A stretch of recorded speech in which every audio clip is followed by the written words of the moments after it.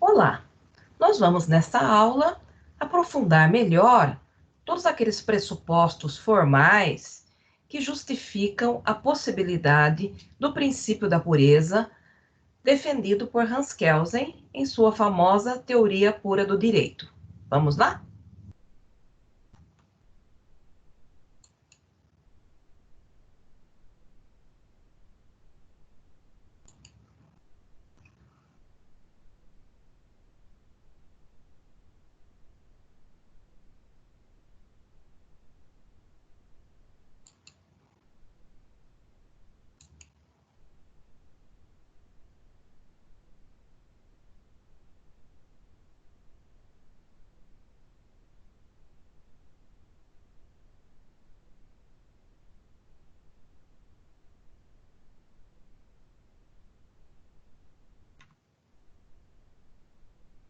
Bom, para ilustrar essa reflexão, bastante importante e central para que possamos ter uma ideia mais apurada do que significa desenvolver o princípio da pureza, nós iniciamos a nossa aula com a apresentação de uma música do Chico Buarque de Holanda, muito bem humorada, chamada O Casamento dos Pequenos Burgueses. O pano de fundo de nossa reflexão envolve um subtema que vai relacionar a ideia de dever jurídico e dever moral, que aparecerá mais ao final da exposição. Mas, como ponto de partida, vamos lançar esta chamada de reflexão.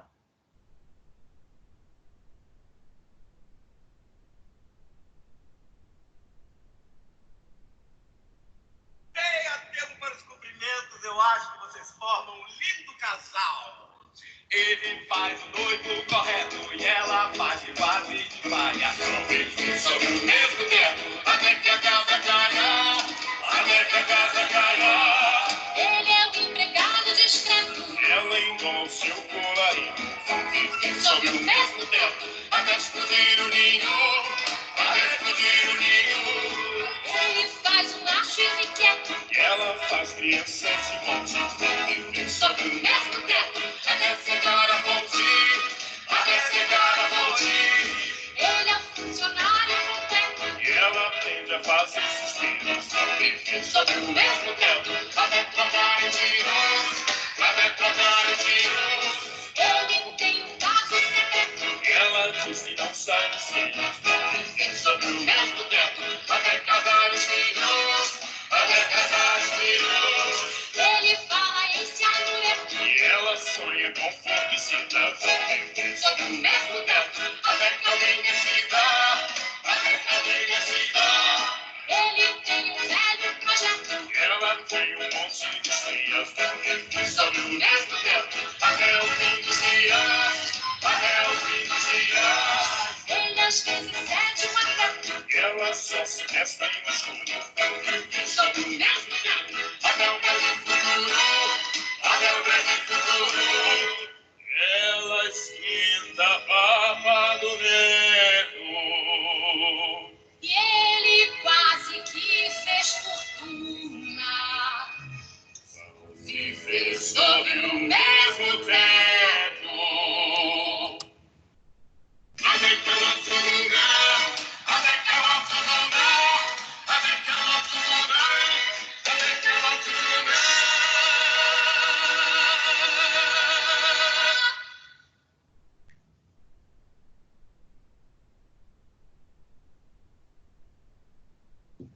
Então, observando a música, o que nós percebemos nessa breve linguagem poética? Ela apresenta uma leitura crítica de uma instituição tradicional, muitas vezes vista a partir de um prisma de idealismo. Aqui nós temos uma visualização poética de uma postura realista do casamento, onde, por assim dizer, existe uma divisão do mesmo espaço, reproduzida aqui pela expressão vão viver sob o mesmo teto, baseada não na suposta identidade de almas, mas nas diferenças pessoais efetivas. Então, vamos observar mais adiante da aula como essa reflexão traz alguns elementos que importam para a compreensão do nosso tema. E trouxe aqui também um exemplo de uma segunda obra de arte, bastante conhecida. Ela está exposta no Museu do Prado, e ela se chama As Meninas, e essa obra foi pintada pelo pintor espanhol chamado Diego Velázquez. Essa obra tem, eu diria, um caráter metalinguístico, porque ela consegue, de uma forma interessante, nos mostrar os bastidores do ato de pintar um quadro. O Velázquez faz uma espécie de autorretrato do ato de pintar quadros, e nós temos uma visão de complexidade social, que, de fato, habita os ambientes informais do palácio. Aqui, à minha esquerda, nós temos a própria figura do Velázquez, Ao centro, nós temos uma princesa, rodeada por suas, digamos assim, damas de companhia, e temos, no fundo, de forma bastante desfocada, o reflexo no espelho dos pais, que seriam os reis. E temos mais ao lado, aqui direito, a figura de alguns outros serviçais do palácio. Temos uma figura religiosa. Então, o quadro nos expõe uma visão complexa das diferenças sociais. Se nós compararmos com esse outro quadro, também pintado por ele, que é o retrato exatamente desta mesma princesa, o que nós observamos? Que há um recorte bastante idealista nessa leitura pictórica. O vestido dela é um vestido mais sofisticado, a pele dela apresenta bochechas rosadas e é perfeita. Então, comparando os dois quadros, o que nós observamos? Pensamento do Kelsen vai falar sobre dever jurídico, sobre ilicitude, tendo como panorama uma discussão sobre o tema da moralidade abordada no capítulo 2 da Teoria Pura. E essa discussão da moralidade, ela tem como base esta visão diferenciada da própria realidade. Aqui uma visão que nós podemos considerar idealista, um recorte pictórico idealista. Os dois quadros, eles estão expostos no museu. E qual quadro chama atenção? Este que tem uma visão idealista ou este que traz um cenário muito mais complexo? Eu diria que o quadro As Meninas é um quadro muito mais conhecido, é um quadro muito mais prestigiado, ele está sempre cheio de pessoas ao seu redor, discutindo, sejam guias de turismo, seja guias do próprio museu, seja professores de arte. Então, esse segundo quadro foi bastante estudado, inclusive, por filósofos. E eu estou usando ele na nossa aula apenas como elemento de indicação de uma complexidade humana muito mais acentuada que este segundo quadro. Então, entrando mais diretamente no conteúdo da nossa aula, nós vimos, na apresentação geral do pensamento do Kelsen, que nós devemos evitar o equívoco, de pensarmos que o estudo da norma, segundo ele, desenvolvido de forma pura, está relacionado ao conteúdo da norma. Nós vimos que aqueles três ideais de autonomia, objetividade e neutralidade só podem ser efetivamente pensados a partir de um estudo que ele mesmo vai chamar de descritivo da norma jurídica. Então, conforme foi já destacado, a palavra descrição, ela tem um sentido muito próprio dentro da teoria pura. Não confundam descrever com interpretar. A descrição, ela não está propriamente pronta, presente no nosso senso comum. O nosso senso comum pensa a linguagem muito mais a nível semântico do que propriamente lógico, Então, a dimensão semântica, ela interpreta, ela busca os significados. Nós aqui estamos pensando na estrutura, ou seja, na posição que aquelas palavras ou aqueles símbolos estão dispostos num determinado enunciado, né? Então, Kelsen vai dizer, né, eu só consigo propor ou desenvolver o princípio da pureza teórica, né, e nunca o princípio da pureza do direito em si, né, quanto fenômeno, mais uma vez enfatizando isso, que Kelsen pensa na possibilidade de desenvolvimento de uma ciência pura do direito, né? Para ele, o desenvolvimento dessa ciência pura se dará através desta pequena ferramenta lógica, né?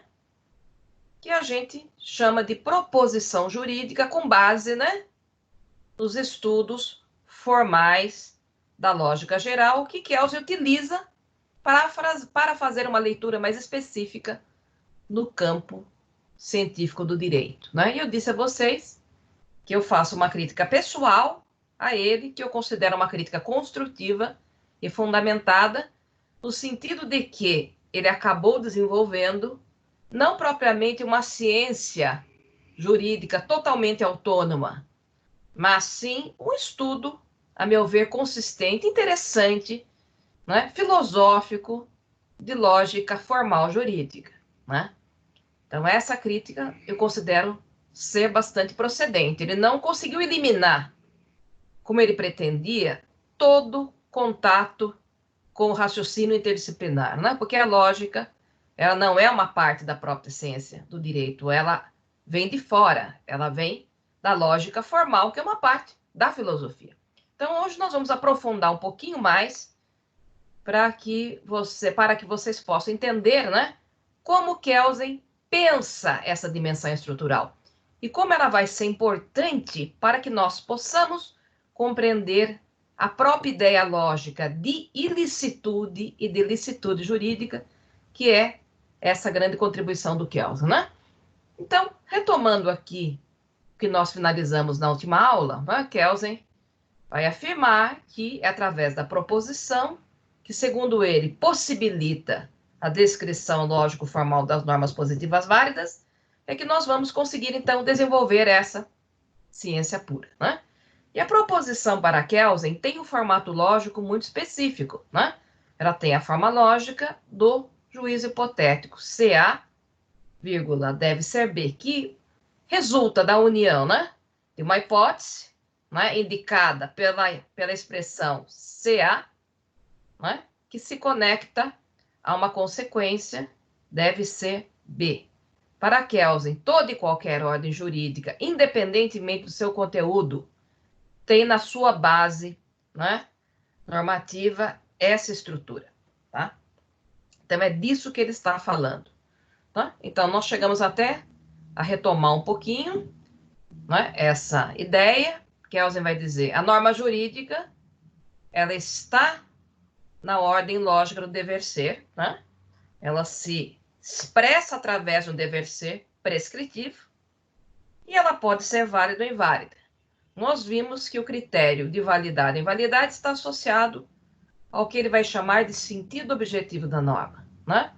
Todas as normas, sejam jurídicas ou não, têm o que ele chama de sentido subjetivo, que indica aquele ato de vontade individual ou coletivo que gera o dever ser, né? O dever ser, ele impõe comportamentos sobre a realidade, ele não simplesmente descreve essa realidade. Daí, o porquê de Kelsen afirmar o caráter prescritivo da norma. Mas não é qualquer prescrição que consegue alcançar, né, o status de uma prescrição válida em termos jurídicos. Porque para que essa prescrição adquira o status de uma norma válida, além do sentido subjetivo, ela deve contar com o sentido objetivo dado sempre por outra norma considerada superior. Então, nós vimos que Kelsen pensa o direito como ordem escalonada, né?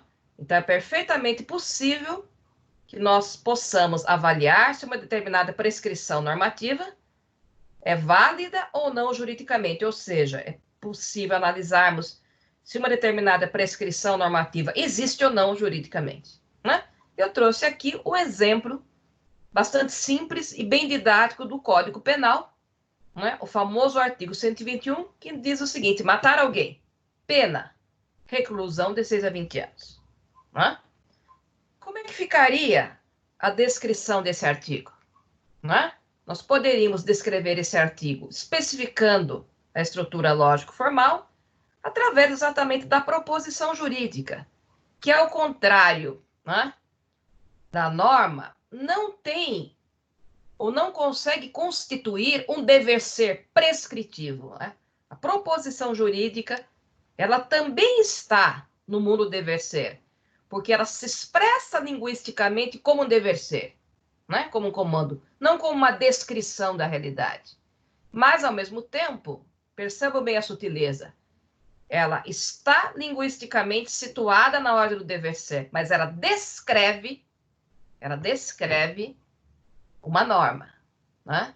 Então, Kelsen vai falar que a proposição, ela constitui o que ele chama de um dever ser linguístico descritivo da norma, né? Um dever ser descritivo da norma. E nessa perspectiva, a proposição pode ser verdadeira ou falsa, na medida em que ela for, né, fiel ou não àquela norma que ela descreve.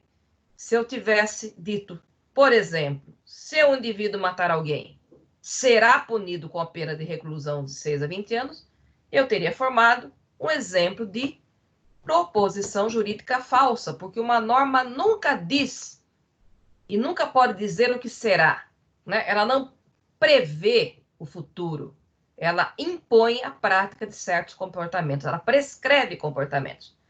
Então, se eu fizer uma breve comparação, né, do artigo 121 com a proposição formulada dessa maneira bem simples, o que nós observamos, né? Aqui eu não tenho a expressão ser, aqui eu não tenho a expressão dever ser, mas quando eu analiso o sentido lógico desse artigo, eu percebo que ele conecta uma conduta, que é matar alguém, a uma consequência punitiva, que é reclusão de 6 a 20 anos. E eu consigo, então, reformular a estrutura desse artigo, né?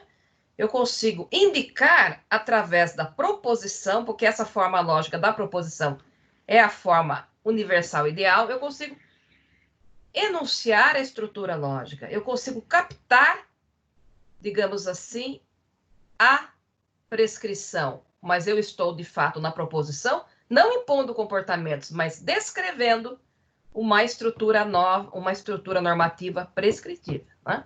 Então, a proposição descreve, a norma jurídica prescreve. A prescrição pode ser válida ou inválida, não é? Porque algo que é prescritivo não pode ser analisado como verdadeiro ou falso, não é? Não existe forma lógica de eu dizer matar alguém pena reclusão de 6 a 20 anos é uma norma falsa. Ela pode ser válida, ela pode ser inválida, ela pode ser eficaz ou ineficaz, mas ela não pode ser avaliada como sendo verdadeira ou falsa, né? E é o papel da ciência exatamente criar critérios de verificação, né? Critérios etéticos de verificação de verdade e falsidade, que Kelsen optou, como nós vimos desde o começo do curso, né? Tá? Para que nós possamos... Kelsen fez uma opção lógica, então, do ponto de vista dele, é preciso que nós tenhamos critérios lógicos de identificação de verdade ou falsidade, né? Então, aqui nós temos um critério importante, que é este fornecido pela proposição jurídica, que nos permite, então, né, destacar ou descrever essa estrutura lógico-formal de maneira extremamente clara, mas eu tenho que tomar cuidado para não formular uma proposição jurídica falsa, né? Veja bem, dentro dessa leitura lógica, nós também podemos distinguir o que ele chama de regulação positiva e o que ele chama de regulação negativa. Observe, as expressões positiva e negativa, elas não têm nenhum tipo de apreciação moral ou valorativa, não é? A palavra positivo e a palavra negativa se refere apenas a uma especificação lógica, não é? Não se esqueçam, a lógica vai ser sempre a principal ferramenta utilizada por Kelsen na sua teoria pura. Então, a regulação positiva é aquela que é feita expressamente, diretamente pelas normas jurídicas, tá? Nós vamos já entrar em alguns detalhes lógicos de como essa regulação positiva na perspectiva do Kelsen se desenvolve. Né?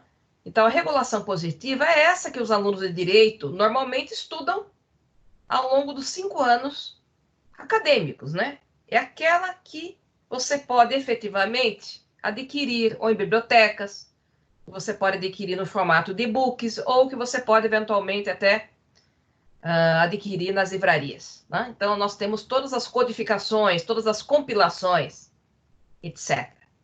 Né? E a regulação negativa, ela não é feita por uma norma jurídica em específico, mas a regulação negativa é feita pela ordem jurídica como um todo.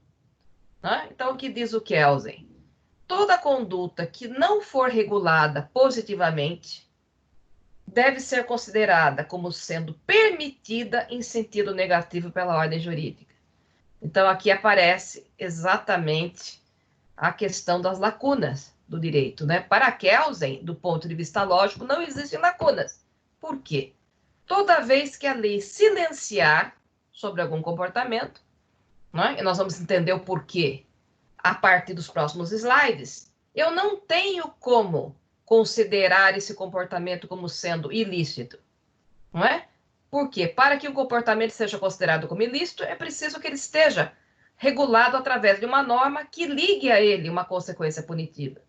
Então, diante do silêncio da lei, toda conduta deve ser considerada como permitida em sentido negativo, ou seja, em sentido não expresso. A palavra negativa aqui, ela é utilizada no sentido de não expresso. Bom, mas nós podemos entender melhor, né, essa reflexão, né, a partir das considerações que virão a seguir, né?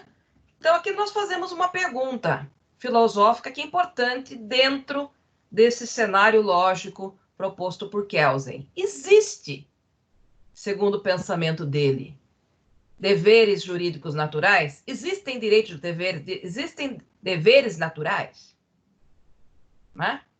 E aí o Kelsen vai se posicionar de maneira muito crítica, né, ao justnaturalismo, né, aquele justnaturalismo presente tanto do ponto de vista teológico próprio do período medieval, como o justnaturalismo racional, né, e começa a se consolidar a partir da Idade Moderna. Né? Então, Kelsen, ele herda o espírito, nós já vimos, da chamada positivação do direito, né? Que não mais admite ou pressupõe a existência de conteúdos jurídicos universais, né? Mas admite a ideia de que os conteúdos jurídicos variam de acordo com as necessidades sociais emergentes. E que é através de atos decisórios, né, complexos, é que o Estado chega a regular essas condutas de maneira dinâmica, de maneira variável, de forma permanente. Né? Então, Kelsen é considerado um positivista, né? E muitas vezes a palavra positivismo ela é mal utilizada. Existem várias formas de nós concebermos o positivismo. Né? O positivismo de Kelsen é um positivismo lógico, né, que se vincula a uma visão filosófica analítica e que, nesse sentido, digamos assim, é crítico de uma visão filosófica associada ao justnaturalismo. Né? Mas existem leituras extremamente simplistas da expressão positivismo que nós devemos evitar. Né? Nós vamos entender melhor esse tema quando estudarmos como Kelsen concebe a moralidade e como Kelsen concebe o próprio fenômeno interpretativo e a própria aplicação do direito. Né? Como Kelsen não admite a existência desses deveres naturais, né? Ele é um grande crítico do pensamento kantiano, que é expresso de forma assim sintética, mas interessante, no capítulo 2 do livro, né? Ele vai dizer que a caracterização, né, do que seja devido varia do exame lógico de cada ordem jurídica positiva em particular. Né? Então, o que nós afirmamos? Kelsen não admite a existência de deveres naturais. Ele é um crítico do justnaturalismo que partiria da existência de conteúdos universais. A sua caracterização depende do exame de cada ordem jurídica positiva em particular, ou seja, é variável de uma ordem para outra. E da incidência da sanção sobre certos comportamentos, né? Daí a importância da proposição jurídica, né? Então, aqui surge uma segunda questão filosófica importante, né? Quando um comportamento é considerado ilícito para Kelsen, né? Dentro da leitura kelseniana, quando existir uma norma que impute uma sanção como consequência a determinados comportamentos, né? Então, o exame lógico da norma, que só é possível ser desenvolvido a partir da descrição dessa norma pela proposição, me revela, em termos lógicos e estruturais, o que seria ilicitude, né? Então, nós voltamos aqui ao juízo hipotético, né, desenvolvido na sua forma simbólica, ou seja, através de letras, sem que seja indicado um conteúdo específico. Se A, deve ser B. A será sempre a conduta ilícita, em qualquer situação específica, em qualquer conteúdo jurídico em particular, né? B seria o quê? A sanção, o ato coativo, né? E, nessa perspectiva, surge uma grande questão filosófica. O ilícito, este aqui, o A, seria uma conduta também jurídica? Curiosamente, qual será a resposta do Kelsen? Sim, não é? Vai dizer Kelsen. O ilícito não só é uma conduta jurídica, como o ilícito é um pressuposto lógico do direito, não é? Por que o Kelsen afirma isso? Porque nós só podemos saber quais seriam as condutas ilícitas a partir do momento que sabemos quais são as ilícitas, né? Então, dentro dessa leitura lógica, a análise estrutural é fundamental, porque ela vai me revelar, né, primariamente, quais seriam as condutas ilícitas, né, e através desta percepção, que é uma percepção lógica, ela não envolve nenhuma valoração, ela não envolve apreciação de realidade, ela não envolve nenhuma posição política, em particular, eu consigo, né, chegar à percepção lógica, à identificação lógica de quais seriam as condutas lícitas, né? Lembrando a vocês, é óbvio que esse esquema, pessoal, lógico, só pode ser pensado dentro ou a partir de uma norma válida em termos jurídicos, né? Nós não podemos pensar na associação, na descrição de uma norma que não existe juridicamente, né? Bom, certo? Então, a partir do momento que eu identifico qual seria a conduta ilícita, fica fácil identificar qual seria a conduta devida, que constitui o famoso dever jurídico, né? Qual seria a conduta devida para Kelsen? A conduta devida seria a conduta contrária, em termos lógicos, à conduta proibida, né? Como é que ficaria aqui? Repetindo de novo a proposição na sua forma simbólica, proposta na sua forma simbólica. Se A, deve ser B. Não A, seria a conduta devida. Né? A seria a conduta ilícita, né? Não A seria a conduta devida, ela é sempre lícita, né? Então, nós temos a conduta proibida, que significa conduta ilícita, não A seria a conduta devida, que é uma conduta lícita, né? Então, nós temos aqui um formato lógico ideal, né? Se eu perguntasse a vocês, por que no Brasil teríamos o dever jurídico de não matar alguém? Hã? Como é que nós responderíamos com base na análise estrutural e lógica de Kelsen? E nós já estamos desenvolvendo, não se esqueçam, o princípio da pureza teórica, né? Porque nós estamos identificando, veja bem, elementos estruturais, normativos, sem que seja necessário recorrer a estudos da realidade, da política, da história e da antropologia, tá?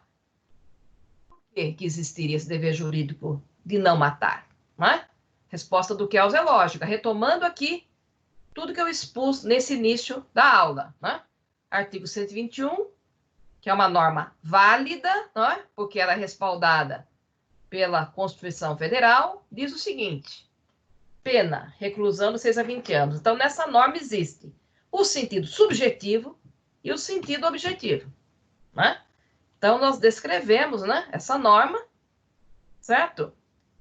E observamos, né, a proposição. Se o indivíduo matar alguém, deverá ser punido com pena de reclusão de 6 a 20 anos. Né? Então, por que existe o dever de não matar?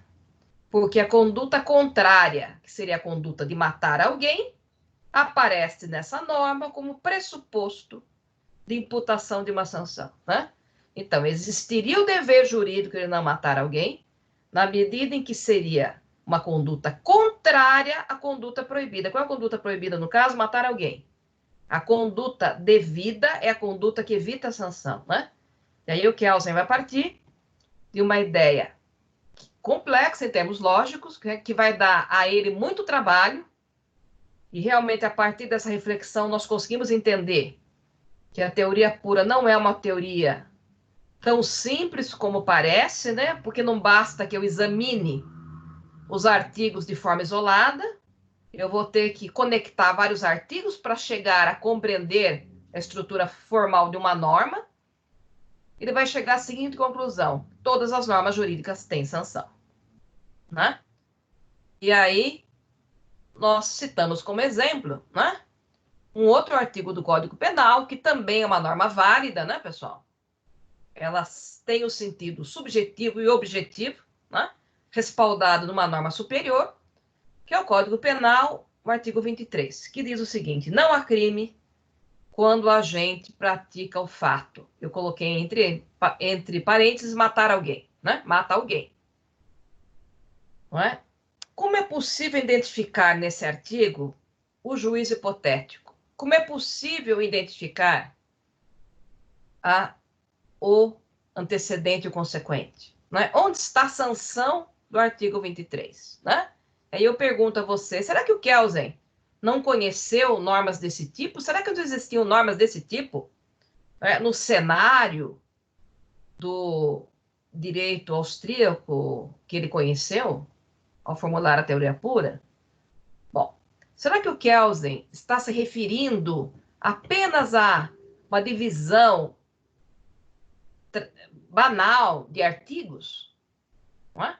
Porque se eu partir do pressuposto que cada norma é representada por um artigo dos códigos, parece que a intenção de Kelsen ela é um sem sentido lógico. Né? E mais uma vez eu digo a vocês, o Kelsen não foi tão ingênuo, né? Que ele vai dizer o seguinte, né? Não há crime quando o agente pratica o fato em legítima defesa. O que ele vai dizer? Que existe uma relação lógica entre o artigo 23 e o artigo 21. E eles não estão postos em sequência no Código Penal. Eles estão bem distantes. Né? Mas existe uma relação lógica. Então, o que nós percebemos? As relações estruturais não se dividem estritamente pelos artigos. Eu preciso conectar artigos que muitas vezes nem aparecem em sequência. Estão distantes na própria numeração dos códigos. Né? Então, o que o artigo 23 faz? Ele não imputa sanções. Na verdade, ele abre uma exceção, não é? Ele permite, excepcionalmente, a prática de um crime nessa situação específica de legítima defesa. Né? Eu fiz um recorte aqui bastante didático para vocês entenderem o núcleo do raciocínio. Óbvio que o Kelsen vai muito além disso. Né? Vai muito além disso. Mas, o que vai dizer o Kelsen? O artigo 23 não é propriamente uma norma, é um pedaço de uma norma. É o que ele chama de uma norma não autônoma. Porque a validade desse artigo depende de uma outra norma considerada autônoma. Então, o que seria uma norma autônoma? Né? A norma autônoma seria exatamente, voltando aqui, o Artigo 121. Então, a norma autônoma, ela permite a percepção lógica imediata do juízo hipotético. A norma autônoma, em síntese, é aquela que apresenta de forma muito indicativa a consequência punitiva. Não é? Mas o que você está dizendo? Entre o artigo 121 e o 23, há uma relação lógica. Porque, na verdade, o artigo 23, ele limita a validade do 121. Não é? Porque o 121 proíbe o ato de matar alguém. Ele diz, matar alguém, pena, reclusão de 6 a 20 anos. Né? E o 23 diz, não há crime quando a gente mata alguém em legítima defesa. Então, ele está abrindo uma exceção. Não é? E ele é uma norma não autônoma. Por quê? Ele complementa o artigo 121. Ele não tem sanção. Não é? Então, as normas não autônomas, elas não têm sanção, mas elas não são normas completas. Elas são pedaços de outras normas. Né? E nesse campo, vai existir divergência entre os autores. Né? O Herbert Hart, por exemplo, que é um autor também presente no nosso curso, tem uma visão positivista do direito, mas não no sentido lógico, no sentido mais social. Ele vai realmente questionar essa ideia que é auseniana de que toda norma teria na sua base uma sanção, né? Porque ele não parte de uma visão lógico-formal. O Hart, ele é um crítico do direito natural, ele é um crítico do justnaturalismo, tanto teológico como racional, mas ele faz uma leitura mais empirista do direito, relacionando o direito com a realidade. Né? Então, pensador que tem uma linha diferente de raciocínio, né? Então, como é que ficaria a formulação dessa proposição? Né? Eu tenho que pensar o seguinte: CA, salvo C, e aqui eu vou ter todas aquelas situações, e nos códigos existem inúmeras situações que abrem exceções às proibições, deve ser B. Né? As proibições normalmente implicam na especificação de normas não autônomas que abrem exceções. Então, eu digo, se A, salvo C, deve ser B. Se um indivíduo mata alguém, salvo se o fizer em legítima defesa, ou exceto se o fizer em legítima defesa, deve ser punido com pena de reclusão de 6 a 20 anos. Né? Então, aqui eu teria uma formulação lógica mais completa, né? Porque eu consigo perceber os três, a lógica vai chamar dos três funtores ideônicos básicos, né? Porque além do A, que seria a conduta proibida, o não A, que seria a conduta obrigatória, eu tenho o C, que é a conduta permitida. E veja bem, essa conduta permitida, ela é diferente daquela permissão negativa que eu falei no início da aula. Porque esta permissão, ela é expressa. O código diz, é permitido matar em legítima defesa. Hã?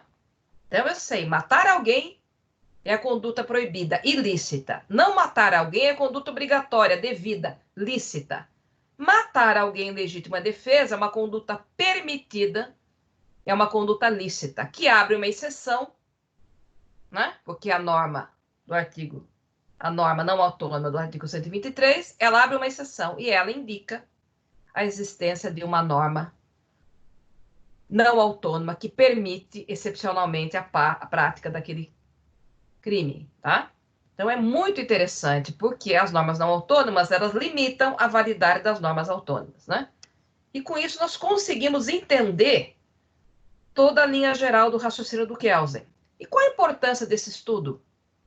Esse estudo é importante porque ele nos permite identificar, em termos estruturais, quais seriam as condutas lícitas, quais seriam as condutas ilícitas. Tá? Então, um estudo que realmente tem importância. Voltando aqui rapidamente, aquela diferença que nós fizemos entre regulação positiva e negativa, o que nós observamos? Né? Esta permissão não faz parte da regulação negativa. Essa permissão faz parte da regulação positiva, porque ela é uma exceção expressa. A regulação negativa surge quando há o silêncio da lei, não é? Na medida em que eu escolho, por exemplo, a roupa que eu vou vestir nessa apresentação. Não é? Eu posso escolher a roupa X ou Y. Se a ordem jurídica não me proíbe ou não me obriga a usar uma determinada roupa, eu tenho a permissão negativa de escolher a roupa. Não é? Então, é isso que a gente entende por regulação negativa. Então, aqui nós conseguimos chegar às bases lógicas gerais. Por isso que o Kelsey vai afirmar que o ilícito é pressuposto do direito. Porque nessa análise lógica, veja bem, pessoal, tudo aquilo que é lícito, eu tenho duas possibilidades de licitude. O obrigatório, né? Que é o contrário do proibido, e o permitido. Tanto obrigatório como permitido surgem em função do proibido, né? Então, a relação primária estrutural é entre a conduta proibida, que é assim considerada porque uma norma válida imputa a ela uma sanção, a conduta, que é a sua conduta contrária à conduta devida, né? Então, na visão lógica do Kelsey, o ilícito não está fora do direito. Diria assim, né? A conduta ilícita, ela é o principal pressuposto lógico do direito, porque através dela eu sei que o não A é o devido, e eu sei que o salvo C é o permitido, né? O C é o permitido e o B é a sanção. Né? Então, nessa perspectiva, né? Com base no que ele desenvolve no capítulo 2 da teoria pura, ele vai fazer uma crítica, né, ao pensamento kantiano, e ele vai descolar totalmente a ideia de dever jurídico da ideia de um dever moral. Né? Na visão kantiana, nós temos a possibilidade de pressupor, né, a ideia filosófica de que existe uma moral universal, não no campo da sociedade, mas no campo racional. Né? Isso que vai dizer Kant, que é o pensador iluminista. Kant é um defensor da ideia da moral universal, mas essa moral não se projeta no campo social como alguns pensam. Essa moral, ela está presente do ponto de vista filosófico no mundo da racionalidade. No mundo da racionalidade, o homem é bom, ele é livre, ele é capaz de saber aquilo que é o certo e errado em termos universais absolutos. Então, através de uma visão kantiana, nós até poderíamos pensar numa possível ligação entre o dever jurídico, o dever moral, pensando até no dever jurídico como, digamos assim, algo ligado ou fundado no dever moral. Né? Então, nós temos o dever moral universal de não matar alguém, isso geraria o dever jurídico e a proibição de matar estaria associada exatamente à tentativa do Estado, né, de reprimir os comportamentos que efetivamente violassem tanto esse dever jurídico como o dever moral. Então, na visão idealista de Kant, nós teríamos moral, dever jurídico e licitude jurídica. Né? E o Kelsey inverte totalmente essa leitura, porque, segundo o Kelsey, nós temos que partir da ilicitude lógica percebida no exame da estrutura lógica da norma válida. A partir da ilicitude, nós entendemos o dever jurídico, que é exatamente a conduta contrária à conduta que é considerada ilícita, e como fica o dever moral para Kelsey? O dever moral para Kelsey é relativo, né? Porque o Kelsey pensa a moralidade no campo social, né? Então, Kelsey vai separar a própria ideia de validade jurídica da suposta afirmação da moral, porque sendo a moral relativa, né, eu não posso, na visão do Kelsey, justificar ou fundar a validade do direito nessa moral que varia de um contexto para outro, varia dentro da própria sociedade, varia ao longo da história. Então, eu citei aqui um pequeno trecho da teoria pura, onde o Kelsey vai dizer o seguinte, né, onde ele expressa de forma muito clara, a meu ver, essa ideia contrária à ideia de Kant. Né? Então, aqui ele está contrapondo a sua visão lógica estrutural ao pensamento supostamente, né, mais justnaturalista de Kant. Tá? Então, ele vai dizer, a palavra dever, né, cita o significado em alemão, está ligada à língua alemã, especialmente depois da ética de Kant, a ideia de um valor moral absoluto. O princípio segundo o qual o homem deve cumprir sempre o seu dever ou seus deveres pressupõe, evidentemente, que haja deveres absolutos, inteligíveis para todos. Essa visão do Kant, né? De outro modo, isto é, se se admitisse que não há uma moral absoluta, mas várias e muitas diversas ordens morais que prescrevem condutas que se contrariam, o princípio citado, que constitui o princípio fundamental da ética kantiana, reconduziria-se à tautologia de que o homem deve sempre fazer aquilo que, de conformidade com a ordem moral, tomada em consideração é prescrito, ou seja, que ele deve fazer o que ele deve fazer. O conceito de dever jurídico refere-se exclusivamente a uma ordem jurídica positiva e não tem qualquer espécie de implicação moral. Então, no final, nós temos a visão dele, né?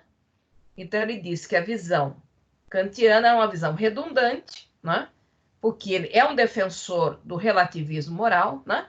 E como defensor do relativismo moral, ele não vê uma consistência científica em justificar a validade da norma num elemento de subjetividade, porque a moral para ele é um conjunto de regras, né, sociais que só tem o sentido subjetivo, porque ela é relativa. Aquilo que é certo e errado é relativo, mas o direito consegue, apesar do relativismo moral, na visão de Kelsen, identificar aquilo que é lícito e ilícito, né? Uma conduta pode ser considerada ilícita e, do ponto de vista moral, pode haver divergência sobre a sua imoralidade. Então, não necessariamente uma conduta considerada ilícita vai ser considerada imoral no pensamento kelseniano, né? Bom, por último, o que nós temos que destacar aqui, né? A diferença que ele propõe entre a ideia de dever e responsabilidade, né? Então, ele vai dizer que a conduta devida ou a conduta obrigatória é aquela conduta que evita a sanção, ou seja, a conduta contrária à conduta proibida. Já o responsável é aquele que é objeto da sanção, né? É aquele que, porventura, deverá ser efetivamente punido. E vai dizer que, nem sempre o sujeito obrigado e o sujeito responsável coincidem, né? Existe a possibilidade de nós indicarmos um terceiro, né?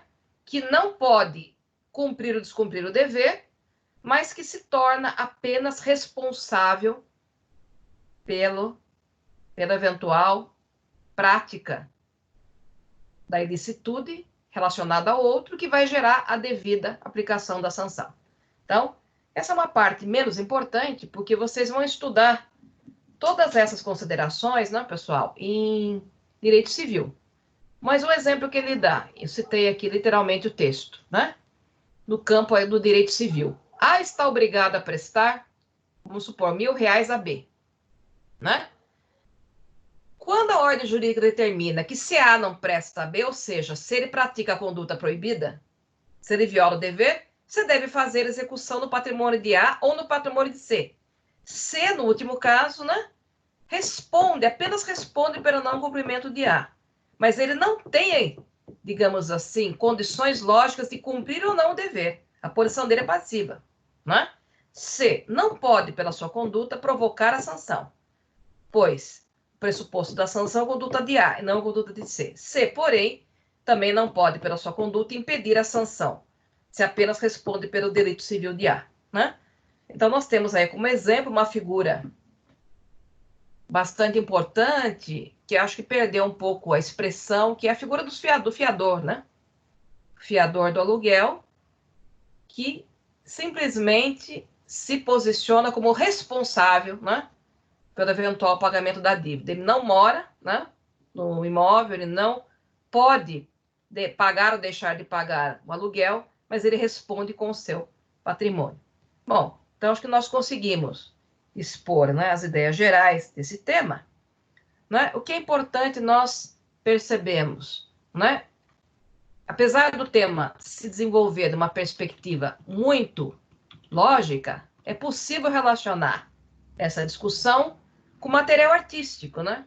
Como eu disse a vocês, nós não partimos do estudo de Kelsen, uma tentativa de aprisionar o pensamento dele dentro da própria teoria pura, mas usamos elementos lógicos que a teoria pura nos fornece, né, para ampliar esse universo. Então, aqui nós temos um grande filme, né, que discute a complexa temática do aborto, né, O Segredo de Vera Drake, de Mike Leary, de 2004. Esse filme vai problematizar a ilicitude do aborto dominante na Inglaterra da época, com uma certa ambiguidade moral presente no comportamento da protagonista Vera Drake, né? Então, nós pretendemos discutir essa aproximação na próxima aula. Eu espero que nós tenhamos conseguido explorar os principais elementos da análise lógica, né? Ela não é tão difícil, ela não está no senso comum, mas se vocês reexaminarem os slides, se vocês lerem o texto, né? Mais uma vez eu recomendo a leitura da Teoria Pura e também do livro do Fábio Ulloa, Para Entender Kelsen, que apresenta uma abordagem muito didática, e também relembro do que eu discuto no meu livro, no meu e-book Cinema e Filosofia do Direito em Diálogo, no capítulo 2, né? Onde eu faço a exposição geral do Kelsen, e esta discussão ela está desenvolvida através de uma linguagem bastante didática.